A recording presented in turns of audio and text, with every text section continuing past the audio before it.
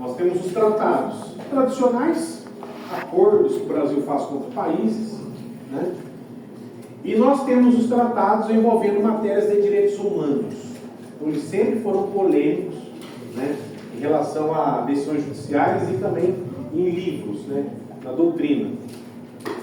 Em relação aos tratados, padrões, né, de acordos no Brasil e em outros países, o que nós vimos na aula passada? Nós temos basicamente 3 artigos na Constituição que são ponto de partida. Artigo 84, 49 e 47. O artigo 84, inciso 8º, ele fala que compete ao presidente da República celebrar tratados. Então, ele fala isso, né? O 49 diz o quê? Que esses tratados celebrados pelo presidente devem ser aprovados pelo Parlamento, pelo Congresso. Congresso, artigo 44, leia-se Câmara dos Deputados e Senado. São as 2 casas. Então tem que ter votação nas 2 casas. E o 47 fala o seguinte: quando na Constituição ou em qualquer norma não tiver uma exigência de quantos parlamentares devem aprovar esse tratado, o quórum, então, regra geral de maioria simples. Maioria simples quem são? É mais da metade dos presentes, certo? Então nós temos esses 3 artigos aí. Com base nesses 3 artigos, então, por essa leitura, os juristas fizeram um entendimento de que um tratado, para ele ser aprovado e passar a valer no Brasil, ele necessita de 4 fases. É a chamada teoria das vontades, né?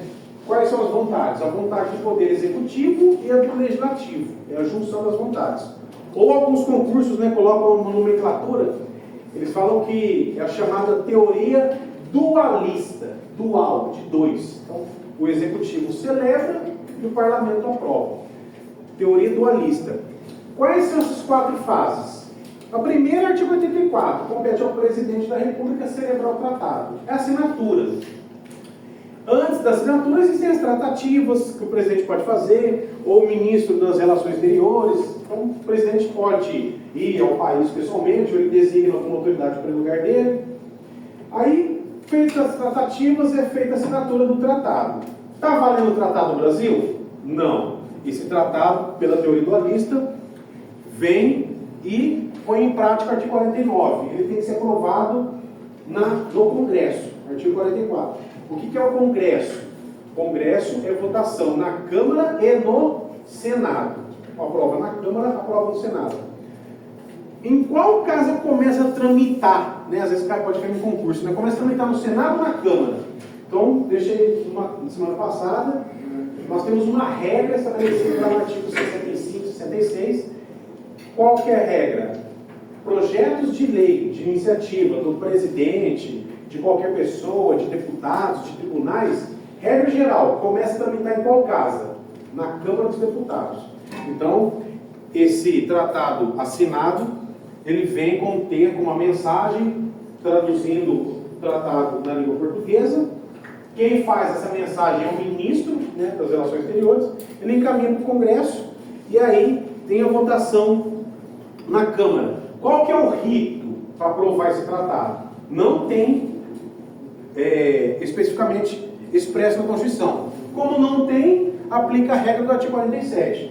Ele será aprovado por maioria simples. É o mesmo rito que aprova uma lei tradicional, uma lei ordinária. É o mesmo rito. Aprova na Câmara, vai para o Senado. Mesmo procedimento, vai passar no Senado, vai ter as comissões, vão emitir pareceres, vai ser votado em plenário, e aí vai ser aprovado em maioria simples, mesmo rito das leis. Feito isso na Câmara e no Senado, o presidente do Congresso, que é o presidente do Senado, ele edita uma norma chamada Decreto Legislativo. Esse decreto, ele deixa claro que o tratado foi aprovado nas 2 casas. Então é editado um decreto legislativo. Está valendo o tratado no Brasil? Não. Aí vai para a terceira fase. Qual que é a terceira fase? É a chamada ratificação no plano internacional. É feita a chamada troca ou depósito. Troca quando tem só 2 países. Então o Brasil e China, Brasil e Uruguai. O Uruguai comunica o Brasil que foi aprovado lá e o Brasil comunica o Uruguai que foi aprovado aqui. Se for mais de um país, vários, é chamado depósito. Geralmente no tratado eles estabelecem qual vai ser o país que vai receber, né, as aprovações. Então geralmente quando envolve Estados Unidos, eles sempre colocam Nova York, né, dentre outros órgãos. Feita essa aprovação internacional, o tratado está valendo no Brasil? No Brasil não, mas a partir da troca do depósito, ele está valendo no plano internacional. No Brasil, aspas, assume o compromisso de cumprir o tratado. Se não cumprir, pode sofrer sanções, o que tiver previsto no tratado. Então, repito, assinatura, depois aprovação na Câmara do Senado, decreto legislativo, depois a ratificação por meio da troca do depósito. A partir da terceira etapa, ele está valendo no plano internacional, mas no Brasil ainda não. Aí no Brasil vem a parte final, a quarta fase. Qual que é? Volta para o presidente da República, aí ele vai editar um segundo decreto, o decreto presidencial, ou também chamado em alguns concursos de decreto de promulgação, ou ainda o terceiro nome, decreto executivo. Então é a mesma coisa. A partir dessa edição desse decreto, ele é publicado no Diário Oficial da União, e aí sim o tratado passa a valer no Brasil, né? Então, sempre quando tiver um tratado internacional, nós teremos duas normas internas para saber se ele foi aprovado: o decreto legislativo e o decreto do executivo, né? Esse tratado foi aprovado no rito de uma lei tradicional, artigo 47. Portanto, esses tratados internacionais, eles possuem um status de lei. Então, os tratados internacionais possuem um status de lei ordinária. Então, está no mesmo patamar das leis. Eles estão abaixo da Constituição, eles estão aqui, ó, na laranja. Os tratados internacionais, tradicionais. Até aí, tranquilo? Então, terminamos a aula passada nisso. Aí, agora, o que acontece? Sempre existia uma polêmica sobre tratados de direitos humanos, né? Por que existia essa polêmica, né? Primeiro, porque a Constituição, ela não possui nenhuma norma específica sobre tratados de direitos humanos. Então, aparentemente, ela tratava da mesma forma, né? Nós tínhamos os 3 artigos aqui, que falavam que qualquer tratado, inclusive de direitos humanos, se fosse aprovado no Brasil, era o mesmo procedimento para aprovar uma lei. Então, o Tratado de Direitos Humanos era o mesmo tratamento dos tratados comerciais padrão, né? Muita gente criticava isso. Por quê? Porque tinham 4 entendimentos, tinham 4 discussões jurídicas sobre o Tratado de Direitos Humanos. Então, tinham juristas, por exemplo, dentre eles um ministro supremo que aposentou, o ministro Celso de Mello. O ministro Celso de Mello falava o seguinte, que quando um país assina um tratado de direitos humanos, essa norma, ela está acima da Constituição. É uma obrigação o país ter que cumprir, mesmo que ele confrontar a Constituição. Então, ele estaria acima dela. Então, para o ministro, né, para alguns juristas, esses tratados de direitos humanos, eles possuem origem histórica, né? Nós temos convenções internacionais reconhecendo, né, enaltecendo os direitos humanos das pessoas, desde da queda da Bastilha na Revolução Francesa, né? Então, para alguns juristas, eles tinham um status acima da Constituição, status de norma supraconstitucional. Então, esse era um entendimento isolado. Alguns juristas falavam isso. Outros juristas falavam o quê? Falavam que não, que os tratados de direitos humanos, eles tinham a natureza de norma constitucional, eles estavam acima da lei. Então, entre o Tratado de Direitos Humanos e o Tratado Tradicional, o Tratado de Direitos Humanos era sempre acima. Ele teria status de norma constitucional. Por que eles diziam isso, né? Eles diziam isso porque, se você ler o artigo 5º, parágrafo 2º, ele diz que as normas internacionais podem criar direitos fundamentais. Porque os direitos fundamentais estão previstos no artigo 5º da Constituição. E o parágrafo 2º fala que tratados internacionais de direitos humanos podem criar direitos ambientais. Então, se eles podem criar, então eles estão no mesmo patamar. Então, alguns doutrinadores diziam isso, né? Que ele tinha essa natureza constitucional. Muitos juristas no Brasil diziam isso, né? Porém, esse entendimento de supraconstitucional e esse entendimento de norma constitucional não prevalecia. Não prevalecia. Qual que é o entendimento que prevalecia, né? O entendimento que prevalecia era o entendimento do STF, que perdurou por 10 anos. Então, a Constituição nossa é de 88. Então, de 88 até 2008, 20 anos, né? Entendimento clássico do Supremo, que tratados de direitos humanos, eles, embora muitos falavam que o tema é melhor, envolve direitos ambientais, né? O Supremo falava assim, ó, não interessa. Eles foram aprovados nas mesmas condições que aprovou os outros tratados e nas mesmas condições que aprovou uma lei. Então, os tratados de direitos humanos, eles têm status de lei. E esse era o entendimento do Supremo, que perdurou por 20 anos. O que aconteceu? Não, numa certa ocasião aqui, para afirmar esse entendimento, teve um ministro do Supremo à época, ele aposentou e ele já faleceu. Ministro Sepúlveda Pertence. Na época que teve essa discussão do Supremo, ele sozinho, ele teve uma opinião, um voto, dizendo que os tratados de direitos humanos, eles não tinham status de norma constitucional, porque eles foram aprovados como aprova uma lei. Só que eles também não tinham status de lei, embora foram aprovados como uma lei, só que o conteúdo é mais importante. Então ele falou que ele ficava no meio termo. Ele tinha status de norma supralegal. Eles estão acima da lei, mas abaixo da Constituição. Então o ministro Sepúlveda Pertence, num voto sozinho, ele deu essa opinião, mas não prevaleceu. Então, quem prestava concurso público na época, até 2008, tinha que seguir o entendimento supremo, que entendia que os tratados de direitos humanos tinham status de lei. Está aqui. O que aconteceu? Nós tivemos uma mudança na Constituição. Quando você altera um texto constitucional, o instrumento que altera são as emendas constitucionais. Nós tivemos uma mudança na Constituição nos anos 2000, mais precisamente em 2004. Aqui mudou muitas coisas.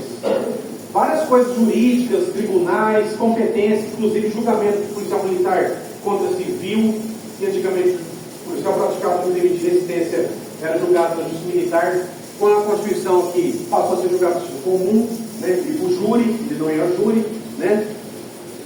Como mudou vários temas na Constituição sobre poder judiciário, essa emenda constitucional, ela ganhou um apelido, ela foi chamada de Reforma do Poder Judiciário. Reforma do Judiciário, né? Aliás, quando tiver vocês vão ver na televisão, quando tem alguma alteração na Constituição, ela sempre é apelidada de reforma. Nós vamos ver por quê, né? Reforma administrativa, reforma trabalhista, reforma do judiciário, reforma tributária, né? E aqui o que aconteceu? Teve várias mudanças no texto sobre o Poder Judiciário. Uma das mudanças foi qual? Foi incluído o parágrafo 3º no artigo 5º. O que foi incluído no parágrafo 3º? Foi incluído um tema sobre tratados internacionais de direitos humanos, que não tinha. Qual que é a nova redação lá? O que foi incluso? Lá falou o seguinte, que os tratados de direitos humanos que forem aprovados em cada casa do Congresso, ou seja, se for aprovado na Câmara ou no Senado, mas se eles forem aprovados em 2 turnos de votação, então tem que votar na Câmara, no Senado, e votar na Câmara de novo no Senado, e tiver aprovação de 3/5, no mínimo, dos membros da Casa, esses tratados de direitos humanos, a partir daqui, se eles forem aprovados dessa maneira, que é o rito especial, eles terão status de norma constitucional. Eles vão dar aqui. Pela redação, para quem, se você olhar, vocês vão estudar a interpretação de normas. Se você ler a forma de como os deputados, os senadores, aprovaram essa emenda e está escrito no texto dessa maneira, você começa a ter algumas polêmicas. Porque, por exemplo, isso aqui é 2004. A maioria dos tratados de direitos humanos foram celebrados antes de 2004, na década de 90. Então, aqui fala os tratados que forem aprovados. Então, o que você consegue extrair de interpretação aqui? Primeiro, não são todos de direitos humanos. Por quê? Porque vai ter tratado que vai ser aprovado nesse rito e pode ter tratado que não seja aprovado assim. E aí como é que fica? Os que forem aprovados no rito vão ter estado constitucional. E os outros? Como é que fica? E além disso, e os tratados que já foram assinados, como é que fica? Né? Por que eles fizeram essas polêmicas? Porque eles fizeram uma comparação da Constituição da Argentina. Na Argentina tinha esse problema também, envolvendo o Tratado de Direitos Humanos. Só que na Argentina, quando teve a mudança na Constituição, eles colocaram de forma expressa como que ficaria os tratados aprovados antes. Porque os tratados aprovados antes foram aprovados no rito das leis. E o Supremo falava que eles tinham status de lei. Aí na Constituição da Argentina colocou, não, esses tratados aí terão, mesmo aprovados daquela maneira, terão estado constitucional. Então na Argentina deixou claro. E no Brasil começou a polêmica de novo. E aí, como é que faz? E aí surgiram 4 entendimentos. Um entendimento de um jurista, José Afonso da Silva, ele falou o seguinte, nós vamos ter 2 tipos de tratados de direitos humanos. Aqueles que forem aprovados dessa maneira, terão status de norma constitucional. Aprovado em 2 turnos por 3 quintos.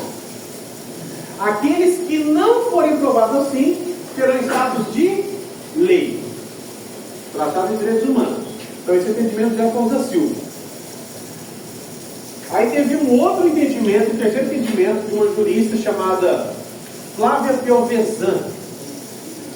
Acho que é legal, você pode seguir no Instagram, né? Flávia Piovesan.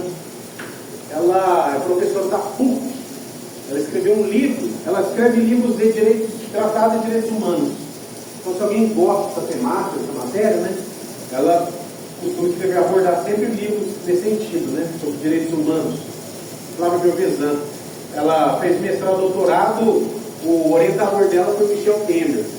Michel Temer, quando foi presidente da República, ele prestou concurso a São Paulo, ele foi procurador do Estado, foi delegado, criou a DDM na época, né? E ele foi professor da PUC de Direito Constitucional. Ela foi aluna dele. A Flávia Piovesan, ela discordou do José Afonso da Silva.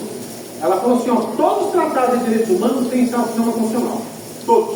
Então, para ela, todos estão aqui, Aqueles que foram aprovados como as leis, embora foram aprovados como as leis, mas o conteúdo é constitucional. Aqueles que foram aprovados no rito novo, tradicional, eles têm o conteúdo e a forma constitucional. Então, para ela, todos têm estado constitucional. Todos. Já Afonso da Silva, só alguns. Mas o que aconteceu? Qual foi o entendimento adotado hoje, né? Inclusive para concurso? Nenhum deles. O entendimento adotado foi o do Supremo no julgamento em 2009. Então percebam, o Supremo falava até 2008 que tinha status de lei.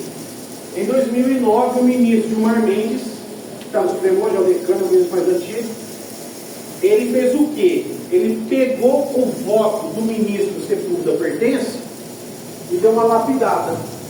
E convenceu a turma do plenário a fazer o quê? Dizer o seguinte, que os tratados de direitos humanos, eles sempre estarão acima da lei. Então, se tiver um conflito de uma lei no Brasil, Código Civil, Código Penal, Código de Processo Penal, com um tratado de direitos humanos, então, para o Supremo, o tratado está acima. Mas como é que fica em relação à Constituição? Aí o Supremo falou o seguinte, aqueles que forem aprovados no rito das emendas, 2004 para cá, eles terão status de norma constitucional. Aqueles aprovados antigos, no rito das leis, por exemplo, eles terão status de norma supralegal. Eles vão estar sempre acima da lei. Só que aqueles que foram aprovados no rito das leis, eles estarão abaixo da Constituição. Então eles ficarão aqui, ó. Por isso que eu fiz o amarelo. Então, tratados de direitos humanos é o que a gente adota, chamada teoria do duplo estatuto. Ele tem dois regramentos. Ele tem um regramento de norma constitucional, quando ele for aprovado no rito das emendas. E ele vai ter um regramento supralegal, acima da lei, mas abaixo da Constituição, se ele for aprovado na moda antiga. Entenderam ou não? Então, de tudo isso, o que a gente conclui? Que as normas envolvendo tratados de direitos humanos, elas estão sempre acima da lei. Vou dar um exemplo, né, clássico. As normas de direitos humanos, os tratados, sempre estarão acima da lei. Sempre. Ó, a lei está aqui, ó. Sempre estarão acima da lei. Mas de que maneira? Aqueles que forem aprovados no rito das emendas, eles estarão no topo, tem status profissional. Rito do artigo 5º, parágrafo 3º. Foram aprovados em 2 turnos por 3 quintos. É o mesmo rito que aprova uma emenda. Por isso que eles não têm status constitucional. Aqueles outros que não forem aprovados dessa maneira, ou os antigos foram aprovados no rito das leis, estão acima da lei, mas estarão abaixo da Constituição. Vão estar aqui, ó. Estado de norma supralegal. Então nós temos 2 regramentos para tratados de direitos humanos. Aqueles que têm status de norma constitucional e aqueles que têm status de norma supralegal, acima da lei. Difícil ou não? Vou dar um exemplo. Ó, vou dar um exemplo. Esse julgamento aqui foi de 2009, certo? O Supremo falou que os tratados de direitos humanos, qualquer um deles, estão acima da lei. Aqueles aprovados no rito das emendas estão no topo. Aqueles que já foram aprovados no rito antigo estão abaixo, não estão mais próximos da lei. Supralegal. Isso é 2009. Vou dar um exemplo a vocês. Dessa época aqui, ó, nós temos um artigo da Constituição, no Código de Processo Penal, artigo 306. Ele fala o seguinte, que o cara que for preso, pelo artigo 306, o delegado faz a lavratura do auto de prisão em flagrante delito, o preso encaminhado do IML faz o exame e depois vai para o CDP. É o que está no Código de Processo Penal. Artigo 306, parágrafo. Então, o preso vai para o CDP, vai para o IML do CDP. O preso não ia para o juiz. Quem ia para o juiz? Eram os documentos, era o auto de prisão flagrante. Então, de 2009 para cá estava sendo feito dessa maneira. Só que o Brasil fez essa decisão e esqueceu que um dos tratados de direitos humanos que foram aprovados antes falava que não era para fazer isso. O Pacto de São José de Costa Rica, o tratado foi aprovado em 92, falava que era para apresentar o preso para o juiz. Então, o Tratado de Direitos Humanos, celebrado na década de 80, e foi confirmado em 92, o tratado diz, no artigo 7º, que o cara que for preso é para ser levado ao juiz pessoalmente. O tratado fala isso. Só que o Código de Processo Penal falava que não era para apresentar o preso para o juiz. O preso é para o CDP. Pelo que eu disse aqui, qual norma prevalece? O Código de Processo Penal para levar o cara para o CDP ou o tratado para falar que tem que apresentar o preso para o juiz? O tratado. Então, o que foi alterado na legislação? O que foi criado no Brasil para cumprir o tratado? A audiência de custódia. A audiência de custódia ela foi criada em 2017 e a decisão do Supremo é de 2009. Ou seja, 8 anos atrás, né, 2017 aqui, já era para existir a audiência de custódia. tecnicamente dizendo. Ela vem mais tarde, ela vem em 2017.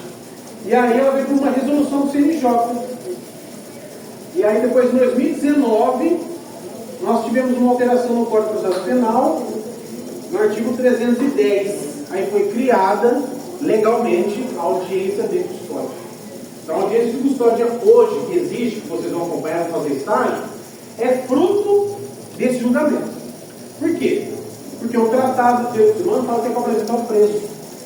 Enquanto o processo penal falava que não. Então, a nossa lei estava confrontando o tratado está assim. Entenderam? Então, a audiência de custódia é um exemplo clássico que demonstra que o tratado está acima da lei. Nós temos um outro exemplo. A Constituição, ela diz, né, nós temos uma lei no Brasil, Código Civil, ele diz que é possível prisão civil em 2 casos. Então nós temos uma lei no Brasil que vocês vão estudar. A prisão civil, tem a prisão penal, que vocês vão ver, né? E a prisão civil tem 2 casos. O caso tradicional que todo mundo conhece, qual que é? Alimentos, pensão alimentícia. Pode ficar preso até 90 dias. Então nós temos uma outra hipótese na lei, que é o depositário infiel. Então você compra um carro financiado, aí você não dá conta de pagar, você vende o carro, e aí o carro você não paga. O banco vem em cima de você. Então, para o banco, você foi um depositário, você era depositado no carro, tornou-se um depositário infiel. Pela lei brasileira, caberia prisão desse devedor. Só que o Tratado de Direitos Humanos, um deles, fala que não. Só cabe no caso de alimentos. Qual norma prevalece? A norma brasileira que prevê 2 tipos de prisão civil, ou o tratado só fala que só cabe prisão por pensão? Só cabe o tratado. Por isso o Supremo editou uma súmula confirmando que prisão civil no Brasil é só em caso de alimentos. Então não cabe no Brasil a prisão por depositário infiel, em cumprimento ao Tratado de Direitos Humanos, que tem o status reconhecido acima da lei. Entenderam ou não? Então, sempre que tiver um conflito de um Tratado de Direitos Humanos e uma lei brasileira, o tratado tem que prevalecer. Certo? Se o tratado foi aprovado no rito das emendas, ele tem status de norma constitucional. Se ele foi aprovado no rito das leis, ele tem status de norma supralegal. Está sempre acima da lei. Então, o Tratado de Direitos Humanos tem esse duplo regramento. Esse duplo regramento é chamado na doutrina em concurso de teoria do duplo estatuto. Norma constitucional e supralegal. Difícil ou não? Baralhado ou não?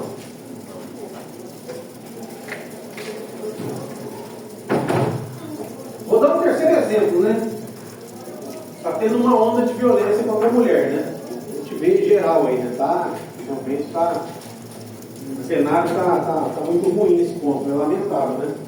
Imagina que a Lei Maria da Penha, Lei 11.340 de 2006, imagina que a Lei Maria da Penha diga assim, ó, a mulher, ela só vai poder invocar os benefícios da Lei Maria da Penha se a agressão ocorreu no âmbito doméstico, só dentro de casa.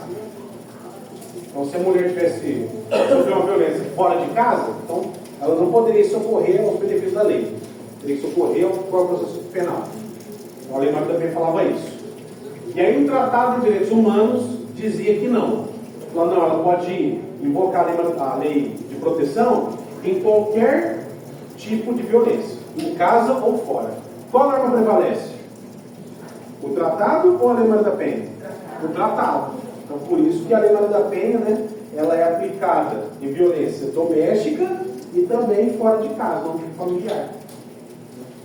Justamente porque o tratado tem esse status supralegal. Os tratados aprovados na moda antiga. Difícil ou não? Acharam um pouco difícil? Querem que eu repita rapidinho ou não? Vou repetir então. O que nós temos de ponto de partida? 2004. Então, de 2004 para cá, foi criado o parágrafo 3º da Constituição, dizendo que tratados de direitos humanos, se forem aprovados dessa maneira, incluídas emendas, eles têm estado constitucional. Então, daqui para frente, é tranquilo. Então, se você fizer um concurso e colocar lá um Tratado de Direitos Humanos, é celebrado em 2010, 2011, então você já vai lembrar que foi depois da emenda constitucional. Então, ele vai estar aprovado, talvez, no rito novo. Se ele for aprovado no rito novo, ele vai ter status de norma constitucional. Então, os tratados daqui para frente é de boa. Qual que é a polêmica? É os tratados que foram aprovados antes disso, porque não tinha. Foram aprovados na modo das leis. E algum tratado novo que, porventura, não foi aprovado dessa maneira. Esses tratados novos, ou os antigos, que foram aprovados na moda antiga, eles têm status de norma supralegal. Eles vão estar acima da lei. O entendimento é que o Tratado de Direitos Humanos, realmente a matéria, o tema, né, digamos, seria mais relevante para a sociedade, que envolve os direitos da pessoa. Né? Por isso que eles estão sempre acima da lei. Então, conclusão, nós temos tratados tradicionais de comércio, eles têm status de lei. Tratados de direitos humanos celebrados no rito novo, de 2004 para cá, eles têm status de norma constitucional.